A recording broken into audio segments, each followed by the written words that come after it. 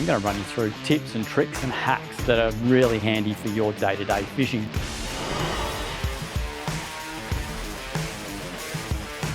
All right, today the weather is absolute rubbish, showers, wind, all that sort of stuff. So I need to clean up my garage semi-tackle room. So come with me, I'm going to run you through a couple of my favourite bits of gear that I use, and you'll see on multiple episodes. Sure, you're always using, bits and pieces, but you've got that staple of stuff that just gets used time and again because you enjoy using it and it works for me.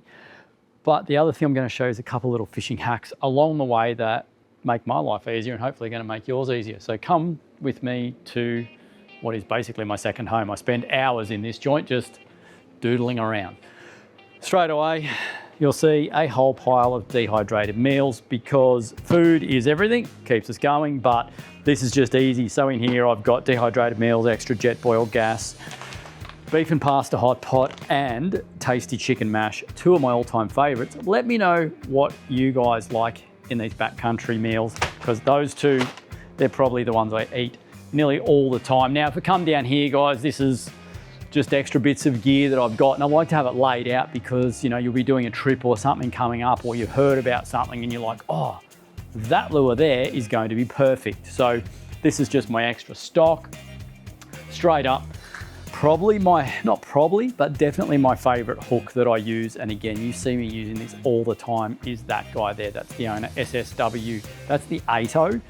They come in smaller sizes as well. 8-0 is the biggest that they make, but what makes this hook so cool is I can honestly say on this one hook here, so they're a straight shank, straight eye, inline circle, there's no offset on them. I catch everything on that, from snapper and gummies and mulloway and flathead and everything offshore to marlin. But this thing literally does it all. It's my favorite hook for live baiting kings, and although it's tiny, it just finds its mark every single time. It's thin in gauge, but incredibly strong. So plastics wise, well, it's endless. There is so many to choose from, but I do use a lot of Kitex and a lot of Z-Man in all the different ranges and styles. Treble wise, I do love my owners. They're just so good because you can get fine gauge owners and heavy gauge owners, but I have also started to use a lot of these duo trebles as well. And the cool thing about duo is that they make the trebles and they label them on the boxes for what size sort of lures they're going to work with. The other thing, if we just noodle over this way, that's a whole pile of squid jigs I need to sort out. This is for when I'm making wind-ons. Anyone who knows me knows I love a tub or a storage container, so heaps of stuff here in tubs, everything's sort of labelled, and it really makes life easy when it's time to grab the stuff you need. And I'm big on making kits, so for instance, this one here, if we slide that out, all right, there you go, labelled, ready to go. So when I'm heading up the north coast, I grab this box, I throw a pile more stuff in it, but I know that in there I've got some mackerel rigs and I've got some divers and I've got some bits and pieces like wire, which I don't tend to use single strand wire down here in Victoria, but up there you need it. So rather than going looking for it, it's all in a tub like this and you can easily grab it when it's time. So I'm very sort of semi-organized to get this stuff done. There's everything from, divers for tuna to everything like that. But if we head back over here, the other thing I'm going to show you that is massive for me, and I'm sure a lot of guys do it. So look, what I'm doing here isn't anything earth-shattering or groundbreaking, guys, but if I get just my tackle bag here, and this is just the estuary sort of tackle bag, and when you've got a stack of trays in them, it's much easier. And some people laugh at me until they actually come fishing and then they go, it's actually pretty handy. By having these trays labelled, you're not pulling out a tray to see what's in it every time. I can go, right, that's what I'm after, small mixed crankbaits, pull that tray out there, open that up, and you're in the business straight away. It saves heaps of time rummaging around. It's just those little things that I'm all about. Okay, so moving on, when it comes to leader, it's personal choice, but I use a lot of Black Magic Tough Trace, but I think probably my favourite leader that I've really come to use a lot in the last 18 months to 2 years is the J thread from Daiwa. From light to heavy, this stuff ties a beautiful knot, and what I like about it, it's a little bit more supple, but it's got really good abrasion resistance, so that's a bit of a favourite of mine. The other thing that I have really started to swing over to, I never used to care so much about the tackle tray, what it was and all that, but you would have noticed when I pulled the tackle bag out that all the trays were white. These are the Daiwa tackle trays, and they make a whole range of them, and they're just so good. Like even little split foam jobs like that. See, all my cute little pretty jig heads are in that one. So really neatly holding them, but you know, they come in this size, in betweens, deep, shallow, everything you need. But what I really love about these guys is the hinges are actually on a proper hinge system. They're not just a bit of folded plastic that eventually snaps off. So they open beautifully, they close beautifully. The boxes are tough. They come in a range of sizes and they just work for me. So I'm a big fan of those. Now, if you look at my gear, you'll see there's certain blocks of stuff that there's lots of. So you very quickly would see that that's some of my favorite stuff that I like to use. Here's a couple of bits that I thought I'd show you quickly. So jerk baits, you'll see anything I have that I like, there's lots of them, and these are stuff I use for flathead, mulloway, anything like that. There's a lot of duo stuff in there. There's some double clutches, there's all sorts of other bits and pieces. So, but you see like that and that same color, 2 of those, 3 of them. And that's because I'm big on whatever I have that I like that's effective. I like to have multiples of, because hate it when I go away, you lose the working lure and it's the only one you've got. It can sort of ruin your trip or slow your trip down if you can't get more. When it comes to top waters, heaps to choose from. Benders are great, but probably one of my favorite top waters is the sugar pen. That guy there catches everything from barra to flathead to big brim. At times we'll eat that as well. The hookup rate's not as good, but the brim will still eat it. So there's all that. Swim bait wise, again, this is me just spending too much time doodling around. This is one of the Plano Edge boxes, and I went and cut out all the little rubber pins that are in it, so my swim baits and glide baits stay nicely stored. And the whole idea of that is to not bend the tails up on them.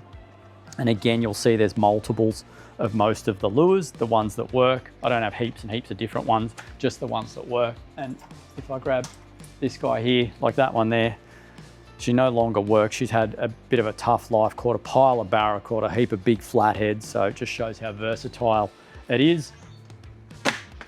But again, been a great lure. That's the Armour Joint 190 SF, and that's probably one of my favorite swim baits.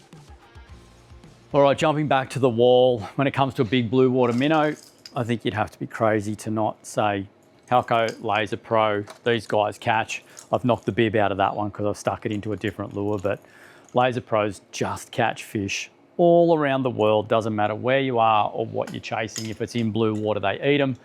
But also good old X-Wraps are so good from Rapala. Probably when it comes to top water, there's a stack of great lures to choose from.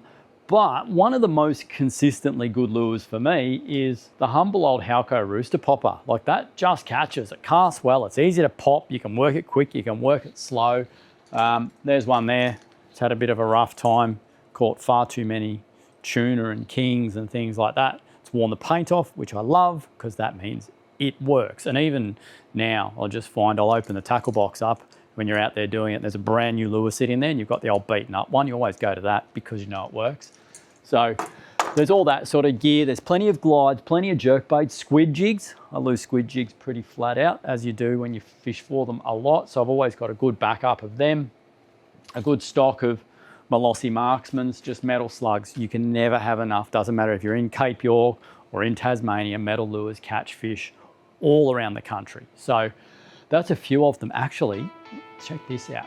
If I, under here, who likes to collect some of their old fishing gear? I've got something I want to show you, which I just thought of after thinking of this. Love my billfish fishing. That there, and some of you will know what that is, others won't. This is a genuine Joe Yee Apollo. A pile of lures have been copied off this over the years. I got this when I was 19, when Joey Yee was actually really making lures big time over in Hawaii. This is one of the guys who actually developed lure fishing for marlin.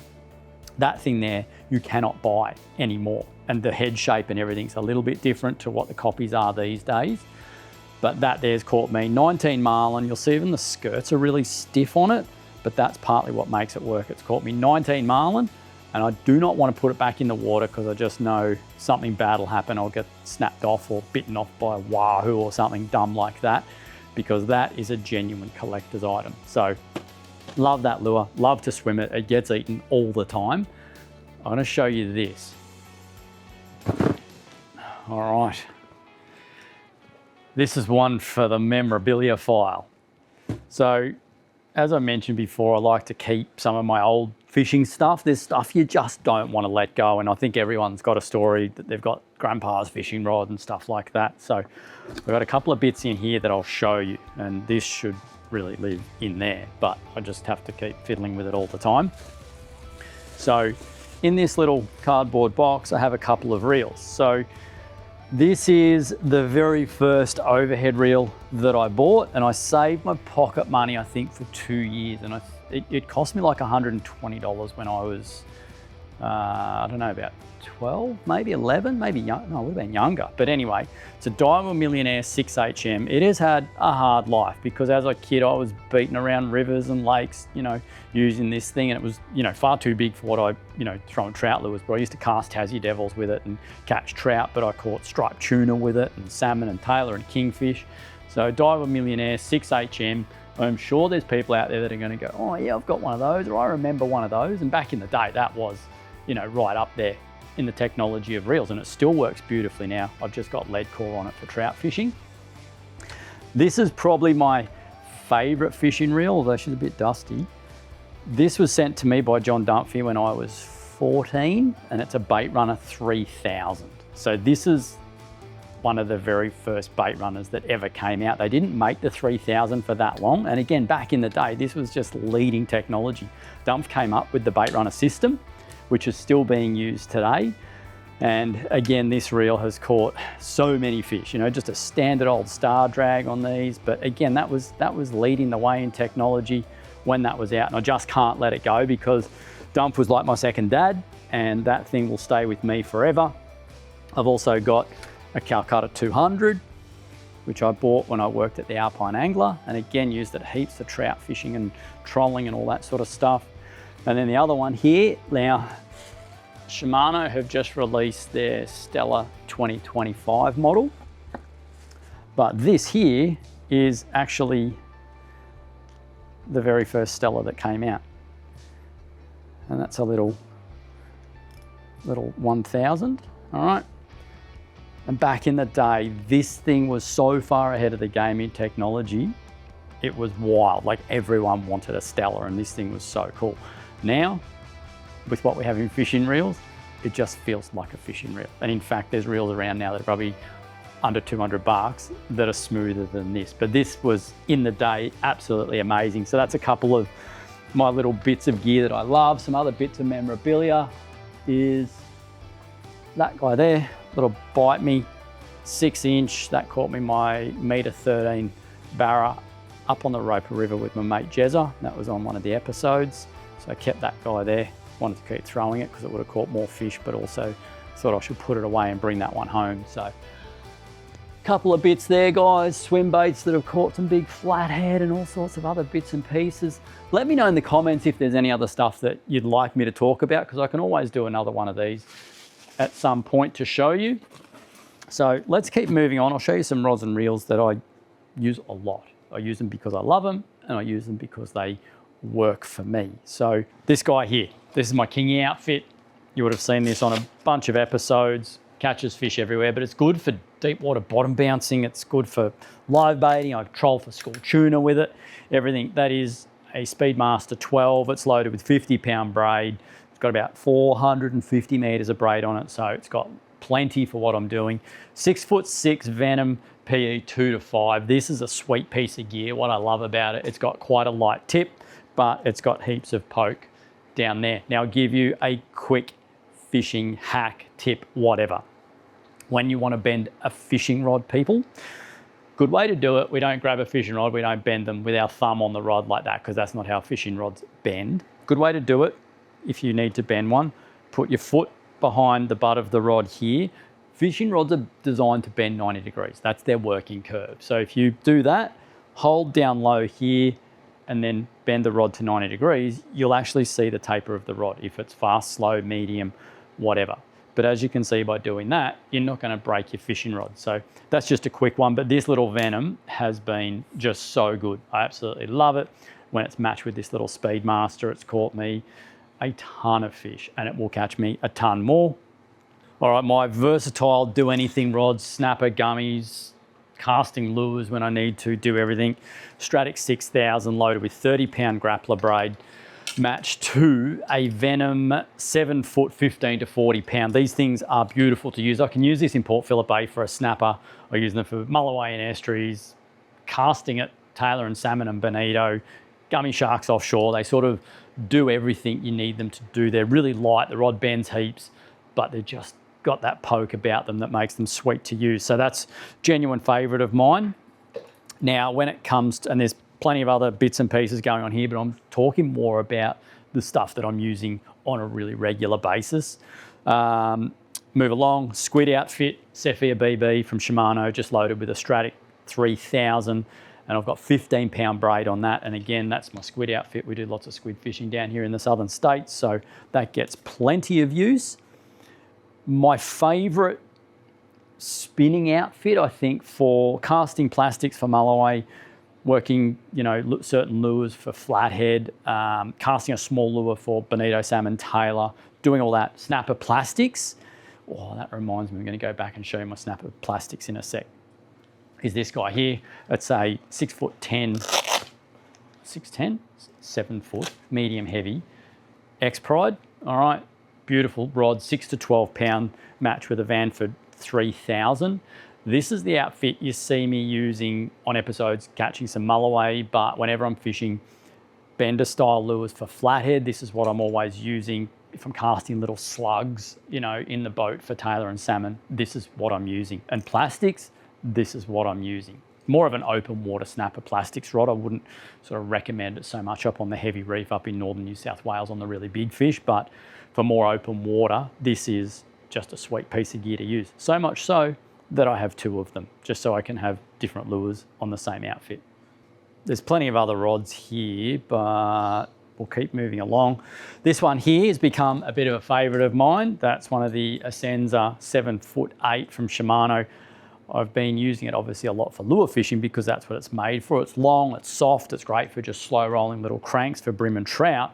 But as you can see, I've put a float on it because I've been using it for brim fishing in Gippsland, and it will also get a fair run for garfish. So just a really nice light outfit. As I said, designed for lure fishing, but perfect for you guys out there that want a really good bait rod. All right, so when it comes to versatile plastics to catch all sorts of different stuff, I reckon in the last 18 months, this has potentially become one of my favorites. It's a 5-inch Z-Man jerk shad. All jerk shads work, doesn't matter if it's Z-Man, gulp, whatever it may be, they all work because they just look like a little dying bait fish. The trick is fish them on a tiny little jig head. I really like the owner guys in these, the offshores. They come in a range of sizes.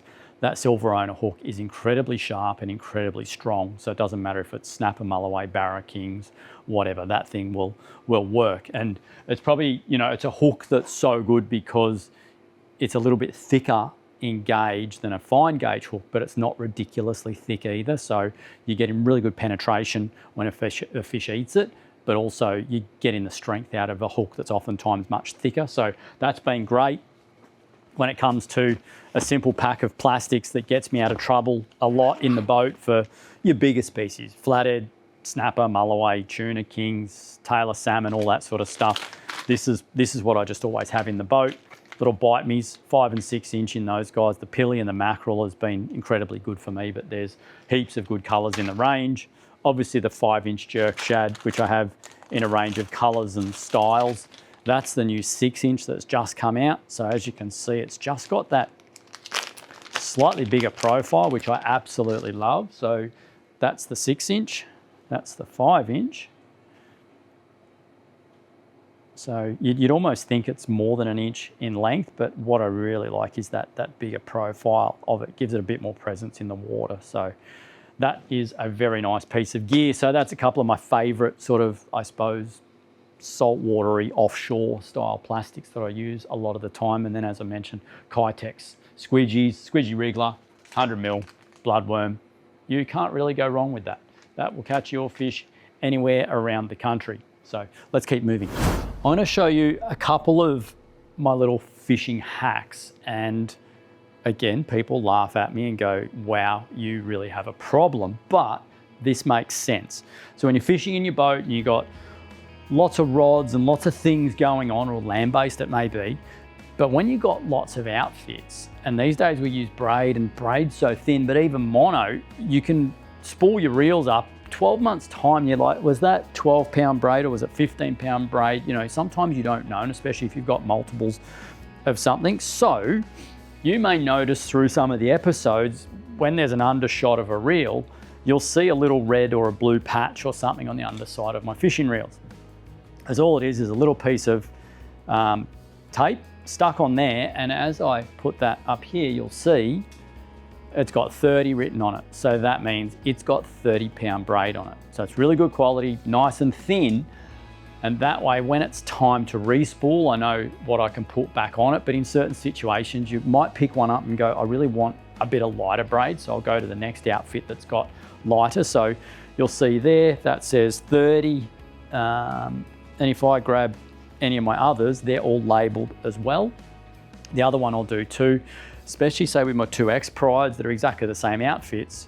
This one here, I've got 20-pound leader on it. It's again, just a bit of tape, bang a number on it, that's my leader. And then on the other one, I might have 12-pound leader or 15 or whatever, but it really does help just so you can grab something, know exactly what you've got going on. If you've got a bait cast reel and you want to do the same thing, because I love bait casters,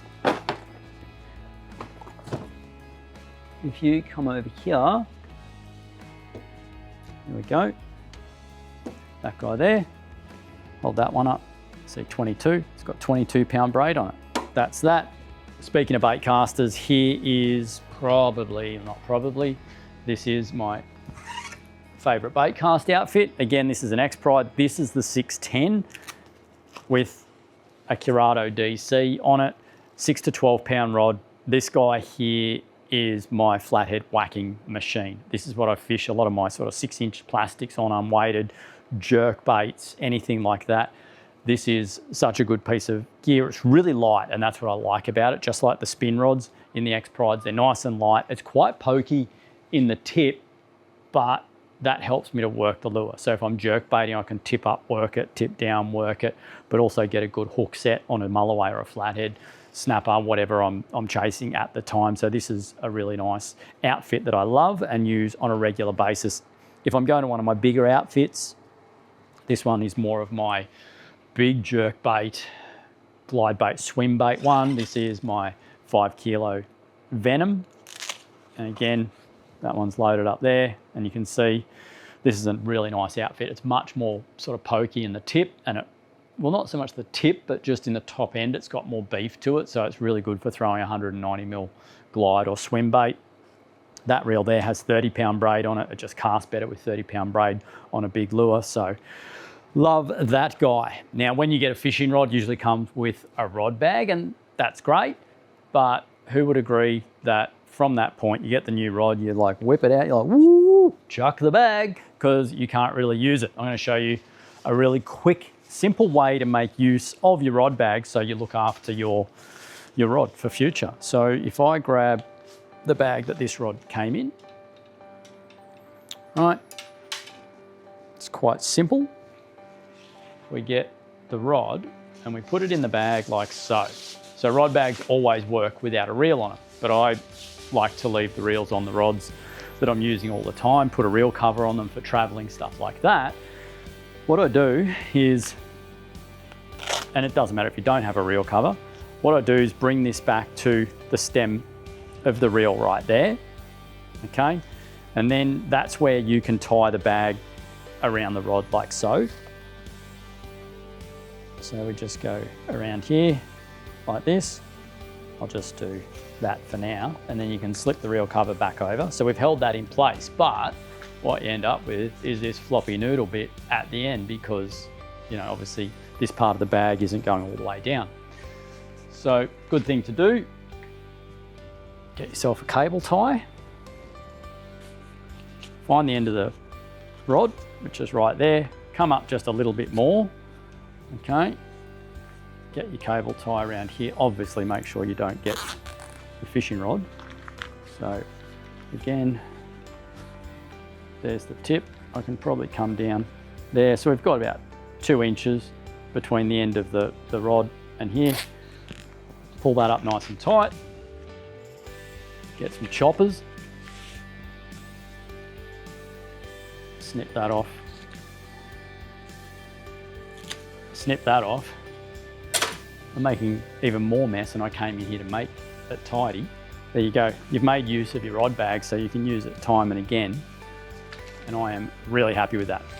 Makes life so much easier. And again, you're just protecting the rod and the reel if you've got a reel cover. If you don't, you're still protecting the rod by putting it back in its bag. So it's a handy thing to do. If you wash your rods and you want to put them back in the bag, just make sure everything dries nicely before you bag stuff up. And that includes your reels. So hopefully that's a helpful one. The other one I'll show you here is elastic bands.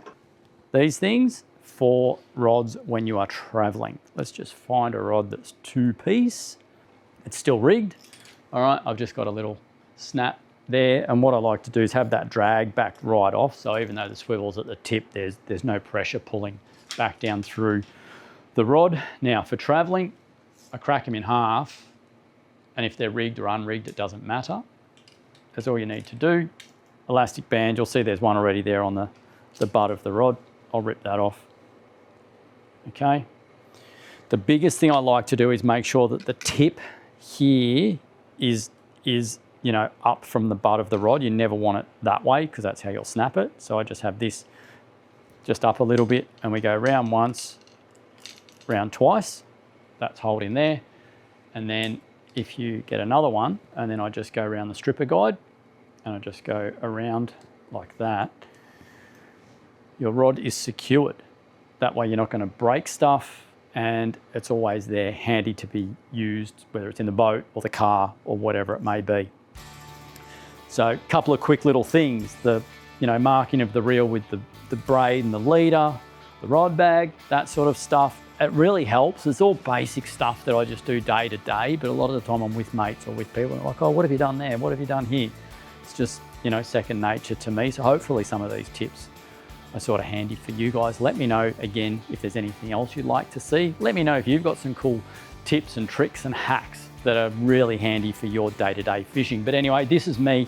I have made more mess since I've been in here, so I've got even more work to do to get this back into some sort of reasonable order. Hope you've enjoyed it.